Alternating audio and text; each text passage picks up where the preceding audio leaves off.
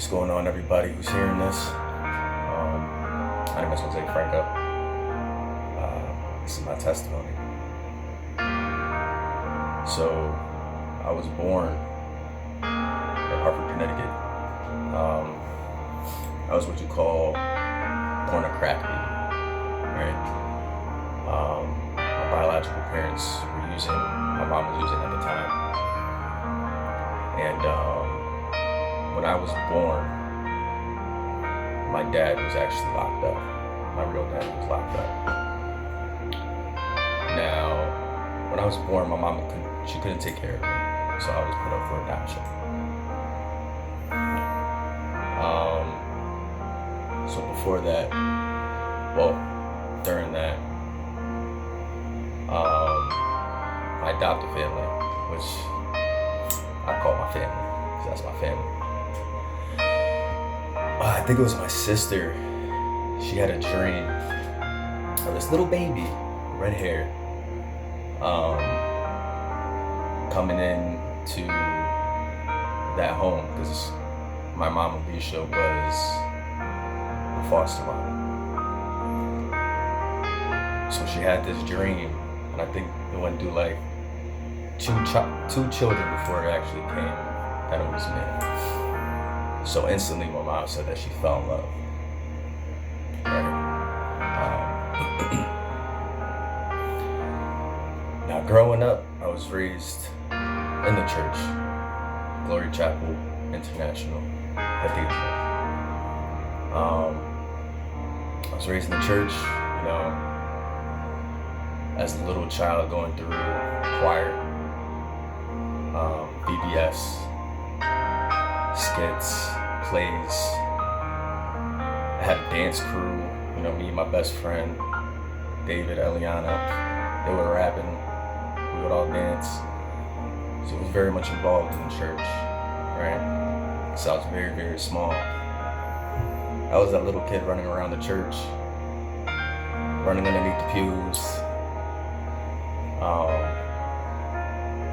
I was just sneaking out of the service just to run around, do whatever, right? Sorry, other Lester.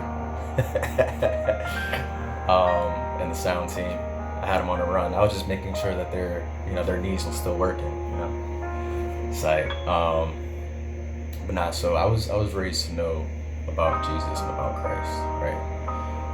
I knew what was right from wrong. Now I got to a certain point where my real father and my real mother came into my life. I didn't understand how much that would affect me. My mom Alicia didn't know how much that would affect me, right? But it did, for the simple fact that my real mother wasn't really there a lot, at one point. My real father, I met him actually through the program. I remember Hernan, he came up to me and he was like, Jose, would you like to meet somebody? I looked at him, I was like, yeah. Would you like to meet your father? I said, what? So, boom. I remember times coming to the program, right in the back, and just chilling with him, playing ball. And then just like next thing you know, I went to church, he just wasn't there. And I asked so many questions. I was like, where is he? What's going on? He just left without saying nothing. Right? No bye, no hug, no I'll see you later, or this is what I gotta do for now, but I'll be back. Right? None of that. So that took a toll on me as a little child, right? Now, I acted out in so many ways, because I did that multiple times. It was in and out multiple times. Now, I think my first addiction was stealing. I acted out and just stealing. I didn't care what it was. It may not have been used to me, right? But that's what I did. I don't know why, I don't know what for, but it was like stupid things. And then it turned into big things. I remember one time I went to CVS for my mom, right? And she had me go and get her something, some snacks or whatever. And myself stole a box of condoms. For what reason? I don't know, right? Cops came to the house, asked me questions. What did you steal? Da, da, da. I'm like, nothing. Like, we got you on camera. What did you steal? I told him you should have seen my mom's face. Chacho. But yeah, so it was just stupid stuff, right? Stealing from school, stealing from my own family, right? Once I hit high school, that's when things turned up a little bit. Freshman year, I started smoking weed, started smoking cigarettes, started drinking. Drinking was just occasionally, like on weekends, you know. And then, but smoking weed was every day, till morning, all the way through until night. Now, I got to a point where I wasn't working at the time, right? So how am I getting weed? Stealing, take it to pawn shops, selling to the weed dealer, right? Just so I could continue to smoke. Then it got to the point where the guy that I was buying weed from, right, ended up giving me a pack so I could start selling. That way I can smoke, sell weed, make money, but still smoke and make a come up, right? So I started doing that. Started selling weed. And then, you know, throughout my high school, I still had a tantrum, not a tantrum, I had a temper, right? I would always skip class, just do stupid stuff. Ended up going into an alternative school, right? So with all that to say, you know, I was still broken on the inside. I didn't have that dad figure, right? My adopted dad wasn't there for me like that either. There was times where I would wait, you know, in front of the window in our living room, just looking out, because he said he was gonna come pick me and my brother up. Never happened, right? My dad didn't really show affection like that. It was so hard for him to say, I love you, right? The best times that I remembered him showing me affection was when my mom would get a call from him and he would be drunk because he just got kicked out of his wife's house at that time, and my mom had to go pick him up. So here comes my dad stumbling through the front door, reeking of alcohol and cigarettes, and I would just jump right into his arms. He would hug me and show me so much affection. But that was literally the only time.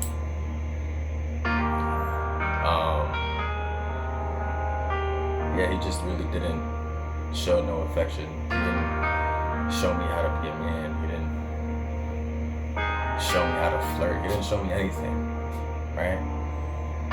He was there, but he wasn't there. So I had to, going through the church, you know, I had like 1 foot in, 1 foot out. I was there Tuesday, Friday, Sunday, while going through high school, doing sports, right? I did every single sport, but I was still going to church. Probably before church, no, after church, then I would smoke weed, right? But going through church, I had, you know, counselors, right? I had mentors. Cameron Lipman Jr., David Colon, Elias Hector, David Castro.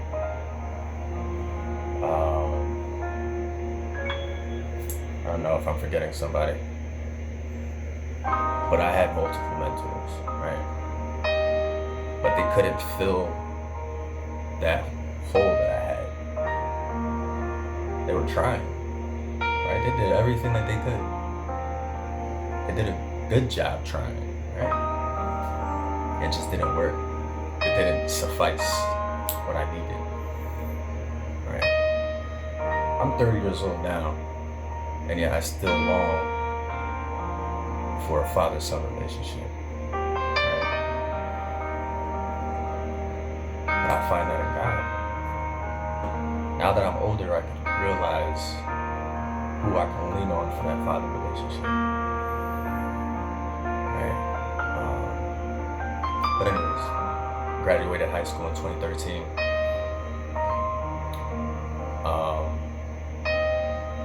When I graduated, I think that first summer is when I first got arrested. I got arrested for trying. Oh, no. My first arrest was during high school. I got arrested for having weed on me. Got arrested. My mom said keep him in there for the night. And then she came to pick me up the next morning. That was my first arrest. Probation. I think I was, because I was still a minor. Now, my mom found my sash one time, and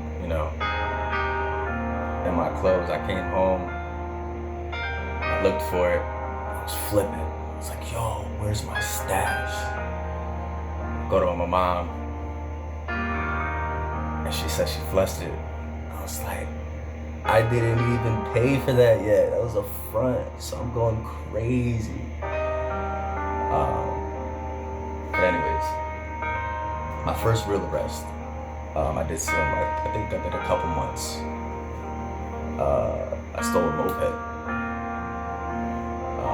Did a couple months. That was my first arrest.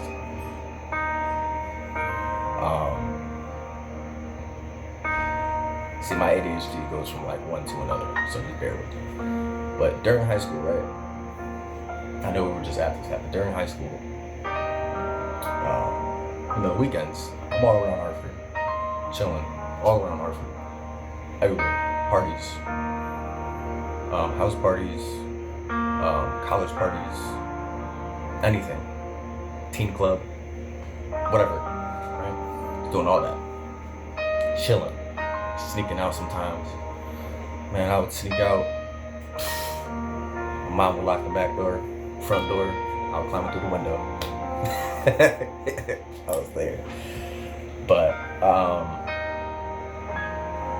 anyways, I was getting involved with the street life, right? Just little by little at that point. Now, my mom told me, she broke it down to me that she was leaving to go to Florida. So that was her way of saying, you're not coming. She's had enough. I was stealing from her. I was stealing from my brother Lewis. I was stealing from my sister Ada. My brother Fernando. Right? But I tell you, I was stealing a lot. And like, some of the things were nonsense. Like, for what? Right? Like, for what? Like, I was taking my brother's hair grease just to put in my hair to make waves. Like, stupid stuff, right? But it was the principle of the fact that I was doing it, right? But it burned bridges. Burned a lot of bridges. They didn't trust me at all, period. So when she left to go to Florida, I went to stay with one of my friends. And to that time, we would ball all day, smoke weed all day. Then I started chilling with the Latin Kings. Right? I started chilling with the Latin Kings a little bit here and there. And I was just doing stupid stuff. Just chilling, smoking, drinking, whatever. I did my first robbery when I was 17, going on 18. Did my first robbery.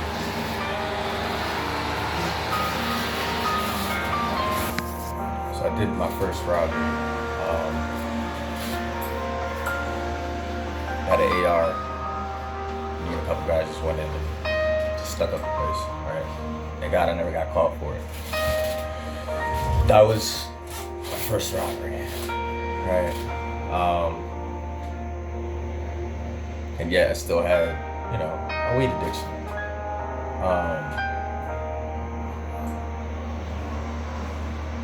Now I ended up having to leave from my friend's house, right? And I ended up going with my real dad. Yeah, said I could live with him. It didn't go so well. A couple months were going all right. But then I started selling dog food. Right, that's what we call it. Started selling dog food.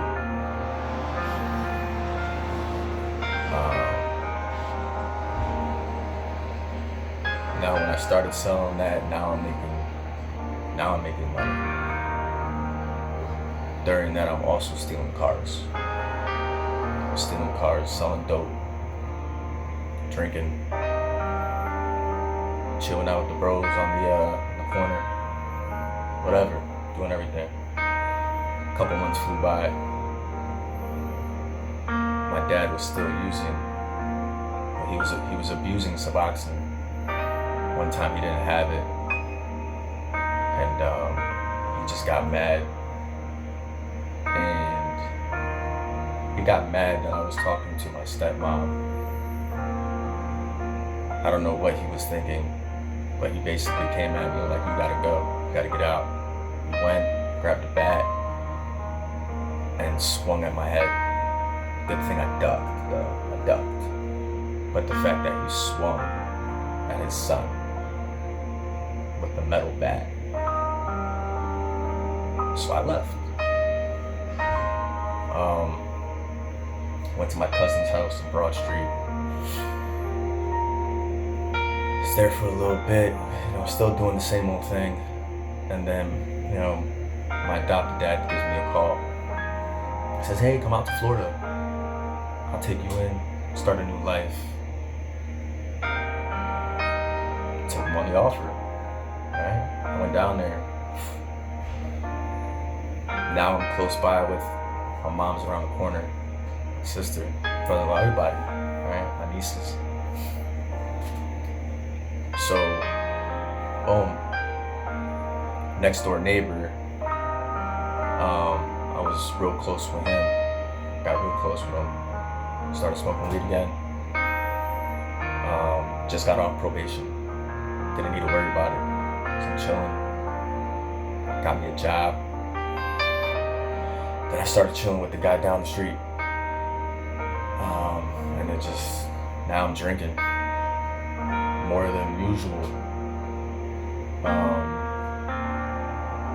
Then I met a girl, older woman. I snuck her into the house.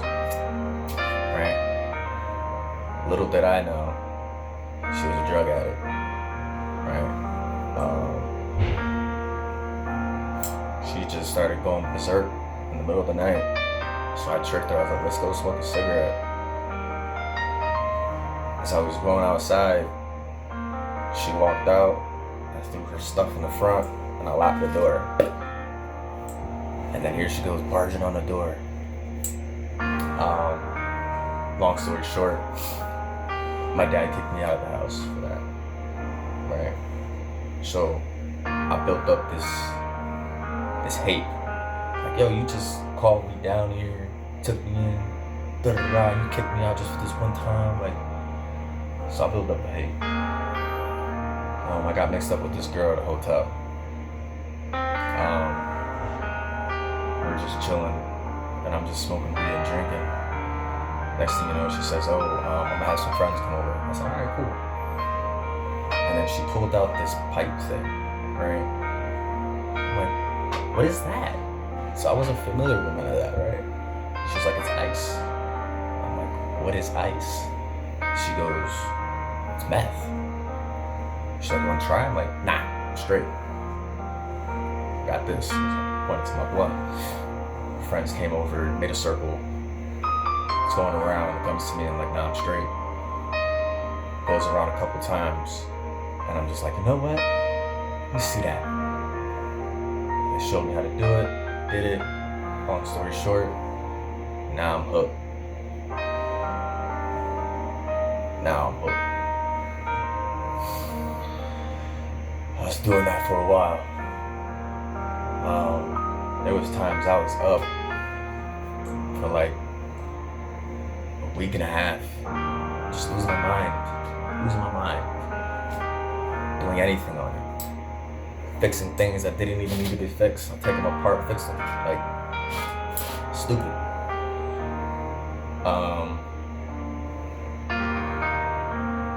At that point, I ended up robbing my dad's house because of hatred and drugs. Right? I had a lot of hatred, and I was also high as a kite. Robbed his house, took the van. They found out because they were on vacation, so they came back. They found out immediately. They knew it was me. Immediately. Because I already built up that saying that, "Oh, Jose is this thief," right? Everybody knew me for that. So, boom, I had a warrant off my arrest. I was on the run for a little bit. Next thing you know, I'm being chased by the cops in a minivan, going like almost 90 miles an hour in the minivan, trying to skirt, right? Hit a couple corners, gone. I didn't see no lights behind me. Next thing you know, they're all back there. I hear a chopper. I caught a flat. Boom, went to jail. I did a year in county. Got out on probation. When I was in county, my mom told me she was going back to Connecticut. I was like, wow. Mom, sister, brother-in-law, nieces, little sister, went back to Connecticut. So I'm out there all by my own. The girl that I was messing with at the time, her mom took me in when I got out. I was doing straight for a while. Started working. I was still drinking. Wasn't really smoking weed like that no more. Then a couple of old friends hit me up. Ones who were using methamphetamine. Met up with them. Started using again. Now I'm on the run from probation. Just doing stupid stuff. Got mixed up with the bros down there. It just so happened that they just crossed my path. We just started hanging out, and I found out they were Latin Kings, and we just connected. And then I'm still using them. Still in cars again. Stupid stuff. Robbing other drug dealers, like crazy. So finally caught up to me. Go to jail. They offered me a sentence, 3 years in prison. So first day to prison, I go to prison. I'm scared. Never been to prison.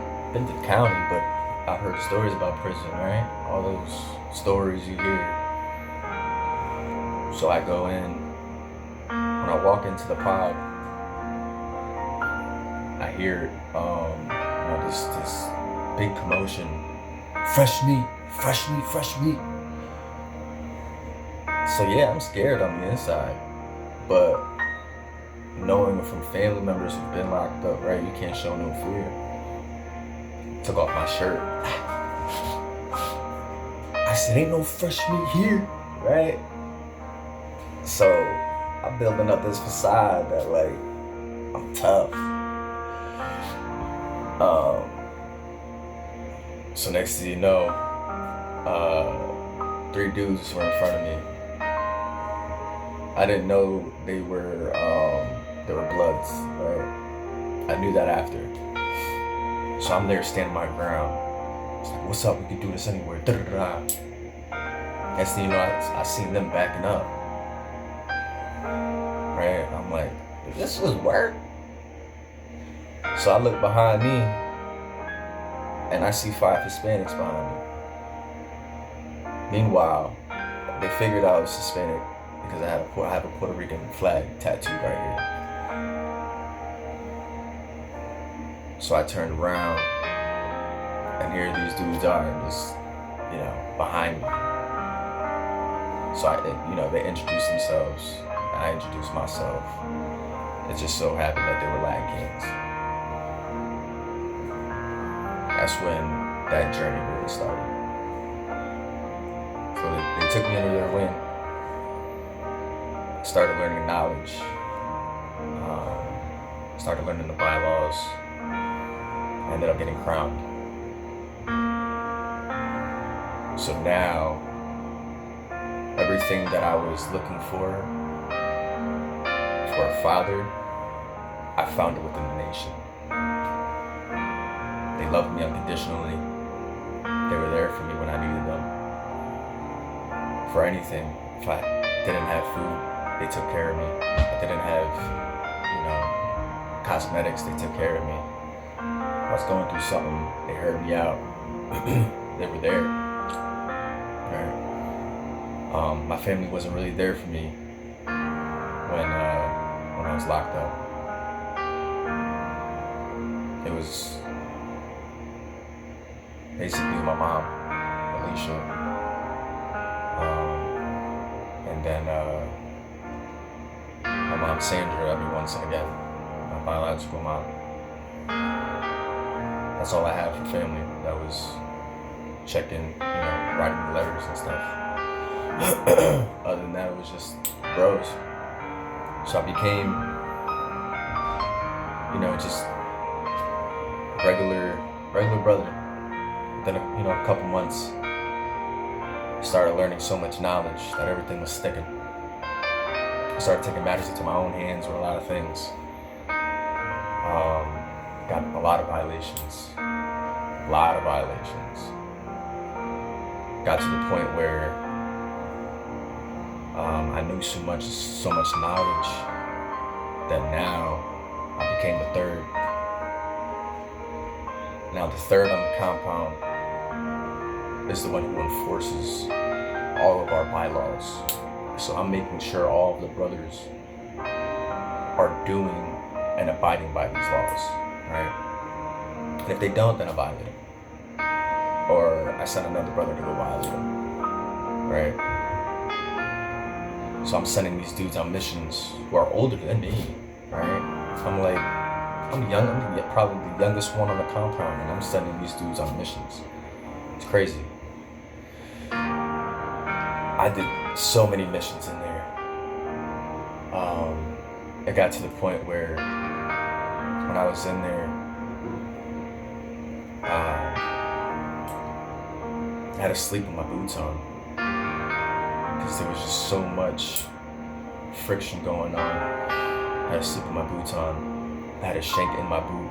I had another shank underneath my pillow. When I went to the shower, I showered in my boots. I had a shank with me then too. And I had 2 brothers standing outside the shower every time I showered. Everywhere I went, there was a brother with me. And the reason why I slept with boots on is because doors can be splacked, which means they could be fidgeted with. So they could just pop open at any given time. There was one time, it was early in the morning, it was like 5 o'clock in the morning, breakfast time. before the doors popped, my door popped. And here came in, 3 Crips.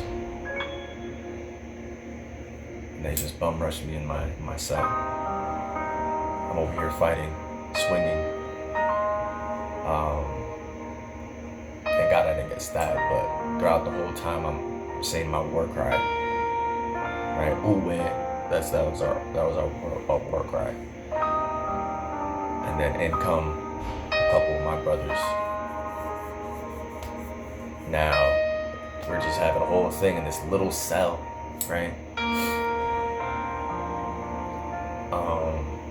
On the breezeway, there was like a 6 foot wide, right? 6 foot wide. We called it the death trap because it was encaged.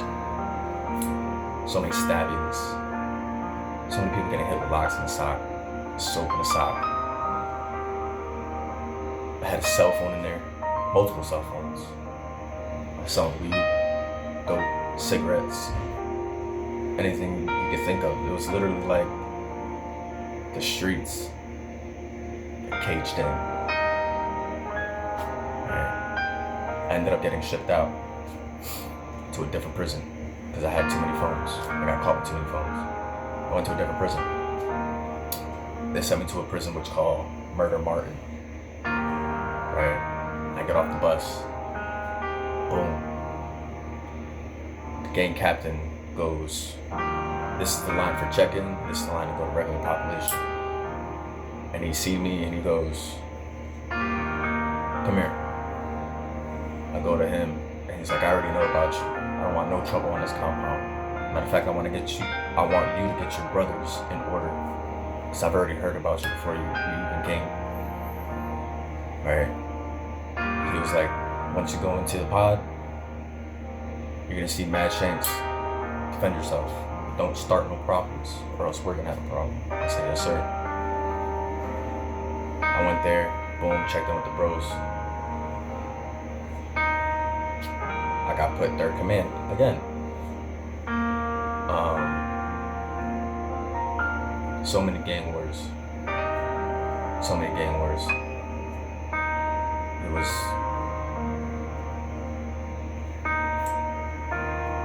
It was crazy.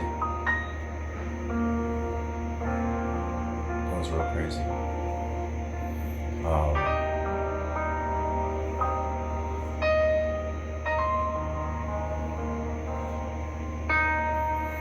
I almost got stabbed a couple times. Thank God I didn't. One time it was just a nick on my hip. Nothing crazy.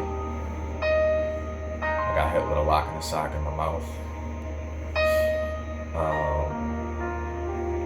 It was real crazy at that compound. That was the craziest I've ever seen anything. But yeah, so 3 years later I get out. I come back to Connecticut. Now I'm back home. I'm in Bridgeport. And I'm just living with my biological family at the time. I meet this girl from high school. She was a big drinker. That's when I became a big drinker. Drinking every day. Drinking to the point where in order for me to eat something, I had to take a sip. It was bad. Never stopped. Didn't quit. Didn't care. Throwing up every morning. Throwing up straight bile. Didn't matter because right after I was going to take a sip. That's how bad it was. I was like 140 pounds soaking wet. Right? That was just a toxic relationship. So toxic. Hands being put on me. Lying, cheating. Stuck around for a little bit. And then throughout all that, and then I found out she was cheating even more. Left that, went back to Bridgeport. Everything is going good. besides the drinking, it was still going. Good job. Then I meet another girl.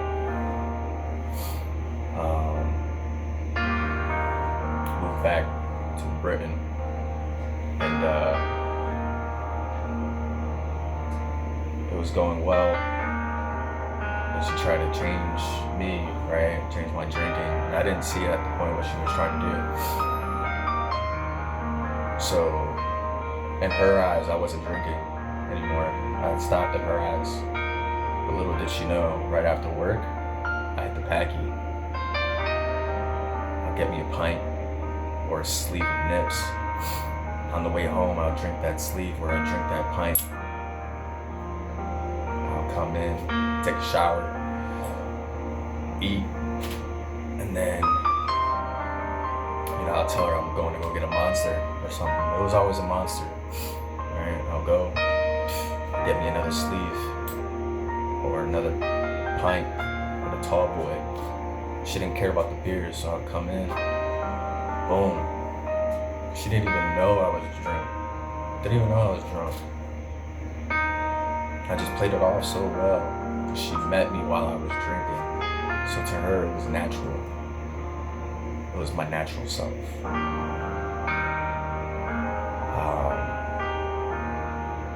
It took a toll on our relationship. Bad. Due to my drinking.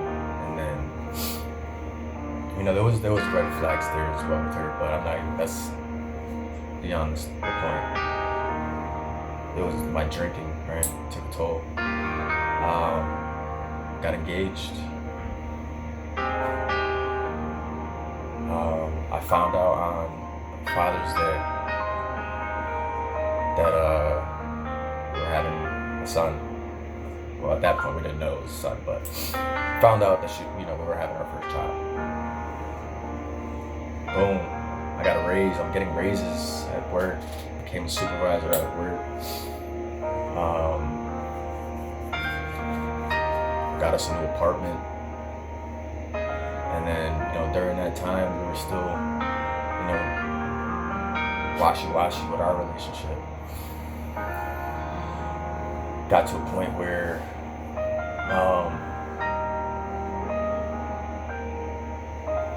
one time she came home with boxes and said she was just, she was moving. She was done. She was over. It was a wrap. Got into an argument. Throwing stuff around the house, I'm leaving, I'm going and getting another bottle. Now, I'm drinking like crazy now, right? She done said she was leaving multiple times, so I'm like, alright, let me go drink.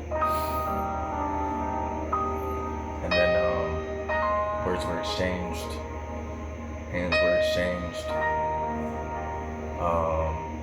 And then she just said something real crazy, like, you will never ever see your son ever again. I'm gonna take him so far away from you. And like, she knew how much I wanted a son, right? I've always wanted a son, so I can be that father, a better father than my fathers were to me. I've always said that, that I wanted that to happen, right? So I could do that for my son. And that hurt me. So I put my hand around her throat for a couple seconds. Right? To her, it probably felt like for an eternity. Cops came. She called the cops prior to that. Long story short, I got arrested. I did 18 months. 18 months. Now I always told myself I was going to break the chains of what happened with me. It was going to be way different when I had my son. I was trying to break it so much that I was trying so hard that I actually messed it up and became just like my real dad. My son was born when I was locked up. She sent pictures to my little sister for a while. She stopped doing that. So I knew what he looked like To this day, I don't know what he looks like anymore. To this day, I don't know anything about my son. Nothing. Period. I don't know his favorite foods. I don't know anything. What his favorite toy is. What his first word was. Nothing.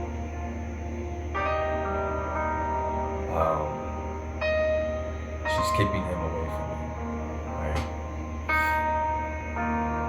And it kills me every day. When I got out from my 18-month bid, I went to my mom's house in Bridgeport, started working for a bit, went back to jail. 3 months, came out. Well, when I was in there, and the reason why I decided to come to the Life Center is because I had 3 dreams back to back. And it was the same dream. And the dream was that I was saying my testimony in the church. I was up there saying my testimony. And in my head, I'm like, I don't know how that's gonna go because I got mad anxiety. So I don't see myself going up there like that. My hands gonna be shaking with the mic. That ain't gonna be working, right? So when I had the 3rd dream, the only thing that changed in that dream was my son and my wife had walked in. That was the only thing different. So obviously we're not together anymore.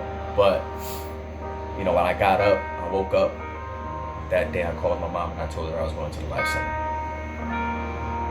Well, I said youth challenge, and then she told me it was called the Life Center. But I told her I'm going in. I'm not joking this time. Because for years and years and years, she has always tried to get me to go into the program. And I always said, no, I'm not going into the program. Now this is going to be mad embarrassing. Like I grew up in the church. Mad pride. But when I told her I was going into the program, she didn't know what to say. She was shocked. She's like, are you serious? I'm like, yeah, I'm serious.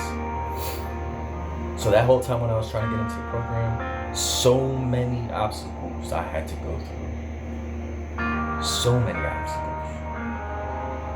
Like the counselor inside that was, my counselor in jail was just making it so difficult.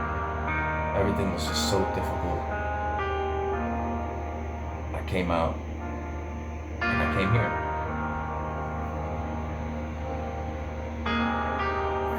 Because I had to change my life. 1 for myself, 2 for my son. Right? And 3rd for my family.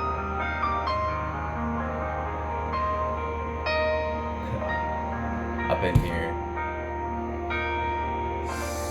6 months, going on 6 months. Going on 6 months. When I came in the program, I was like 145, 175 now. I opened up a court case for my son, so I could see him, get visitations. So doors are opening, the more I stay faithful. I got baptized finally, thank God. And just a lot of things are happening in my life now that probably wouldn't be happening if I was still doing the same old things that I was doing.